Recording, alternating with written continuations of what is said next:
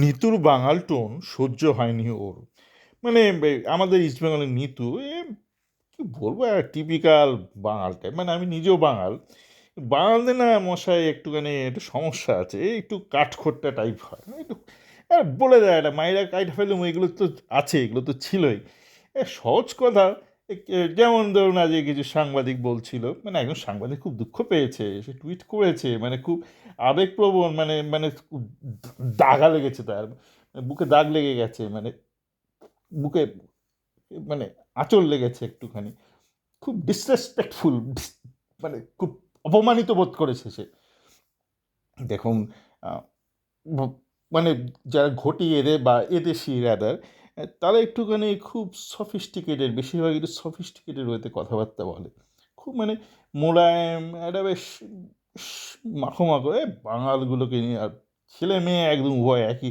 নিতই যেমন বলছে, আচ্ছা মানে এই বিগত 24 ঘন্টা ধরে একটা একটা একটা একটা গুজব শোনা যাচ্ছিল যে ইমামি থাকবে কি থাকবে না। কে বলেছে? কেন বলেছে?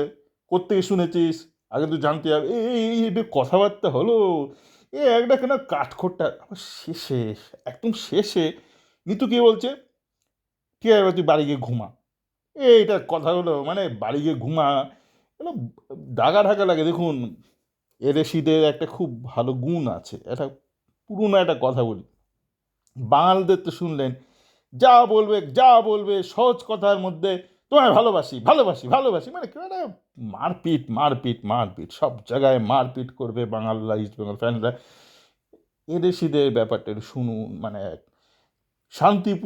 শান্তিপুরে যে বাঙাল খুব মিষ্টি, মানে সেটাই কলকাতার মানে বিশুদ্ধ যে বাংলাটা বলি সেটা শান্তিপুরি বাংলা, মানে এদেশিরা এরকম খুব সুন্দর। মানে একটা গল্প শুনেছিলাম যে এসছে, মানে জামাই এসছে, এসে জামাই আহ, সেদিনই বিদায় নিচ্ছে, মানে শাশুড়ি থাকতেও পারেনি। এবার জামাই উঠে গেছে নৌকোয়, এবার নৌকো কয়েক কদম এগিয়ে গেছে, বলছে, বাবা দুদিন আর থেকে গেলে পারতে না। এরকম মিষ্ট কথাবার্তা বলতে হবে। দেখুন, এইগুলো কিন্তু শেখার বিষয় আছে এদেশিদের থেকে বা ঘটিদের থেকে। ঘটি মানে হচ্ছে যারা উত্তর কলকাতা তাদেরই ঘটি বলে, বাকিদের যারা নন বাঙাল তাদের এদেশিই বলে। এদেশিদের মধ্যে যারা উত্তর কলকাতা তাদের ঘটি বলে, একটু জেনে রাখা ভালো। তো এদেশিরা কিন্তু এরকম মিষ্টভাষী হয় যে, বাবা একটু থেকে গেলে পারতে না, মানে নৌকোরে চলে গেছে কয়েক কদম, মানে ঘাট থেকে ছেড়ে দিয়েছে নৌকোরে, বাবা আর কয়েকদিন থেকে গেলে পারতে না, এরকম নিতরে বলা উচিত ছিল না। মানে এই গুজবের পরিপ্রেক্ষিতে, আমি জানি না তুমি কোথা থেকে শুনেছো এই গুজবটা।